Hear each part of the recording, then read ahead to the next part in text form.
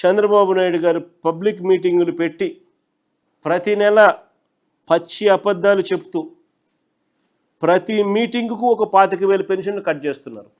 ప్రతి మీటింగుకు ఒక 25,000 పెన్షన్లు కట్ చేస్తూ ఉన్నాడు. ప్రతి నెల పెన్షన్ల పంపిణీ అంటాడు, మీటింగ్ పెడతాడు ఏదో ఊర్లో. ఆ మీటింగ్ అయిపోయే లోపల 25,000 కట్. 2024 ఎన్నికల నాటికి మీ ముందర చూపిస్తూ ఉన్నాను, చూడండి ఒకసారి, అందరు గమనించండి. 2024 ఎన్నికల నాటికి రాష్ట్రంలో ఉన్న పెన్షన్ల సంఖ్య, అంటే వైఎస్ఆర్సీపీ ప్రభుత్వ హయాంలో రాష్ట్రంలో 2024 ఎన్నికల నాటికి రాష్ట్రంలో పెన్షన్ల సంఖ్య మార్చి 16న ఎన్నికల కోడ్ వచ్చింది. నేను అందుకనే మార్చికి సంబంధించిన డేటా చూపిస్తా ఉన్నాను. ఎన్నికల కోడ్ వచ్చిన తర్వాత వాళ్ళ చేతుల్లోకి వెళ్ళిపోయింది కాబట్టి మార్చ్ నాటి డేటా చూపిస్తా ఉన్నాను. వైఎస్ఆర్సీపీ చివరి నెల 66,34,372 పెన్షన్లు పంపిణీ చేస్తాం. నిన్న చంద్రబాబు నాయుడు ఫిబ్రవరిలో ఇచ్చిన నెంబర్ ఇది. ఈ నెల చంద్రబాబు నాయుడు గారు ఇచ్చిన నెంబర్ ఇది 60,96,108. అంటే ఏకంగా 5,38,634 పెన్షన్లు కత్తిరించినట్టు ఇప్పటికి.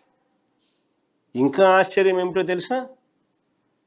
ఇది నిజంగా ఇంకా ఆశ్చర్యం కలిగించే విషయం ఇంకోటి చెప్తా.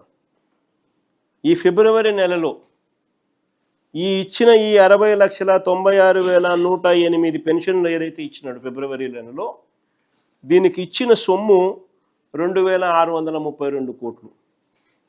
ఈ 2,632 కోట్లు ఫిబ్రవరిలో ఏదైతే ఇచ్చినాడో, ఈ 60,96,108 మందికి ఇచ్చినాడో, నువ్వు బడ్జెట్ పెట్టేటప్పుడు ఈ 2,632 కోట్లు, ఈ 60,96,108 మంది పెన్షన్లకు ఏదైతే నువ్వు 2,632 కోట్లు ఇచ్చినావో నెలకు, ఈ నెలకు ఫిబ్రవరిలో ఇచ్చింది ఇంటూ 12 వేసుకొని బడ్జెట్ పెడతావు, అంతే కదా?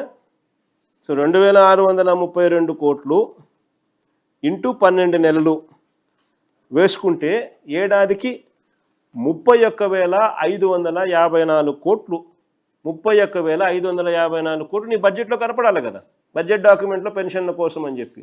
బడ్జెట్ డాక్యుమెంట్, ఈ సంవత్సరానికి సంబంధించిన బడ్జెట్ డాక్యుమెంట్లో పెన్షన్ల పంపిణీకి ఎంత పెట్టాడో తెలుసా?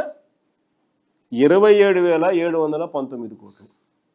అంటే ఆ 27,719 కోట్లు ఇదే లెక్కన ఎన్ని పెన్షన్లకు వర్తిస్తుంది అని చూస్తే అది తగ్గి 53,50,115 పెన్షన్లకు వర్తిస్తుంది.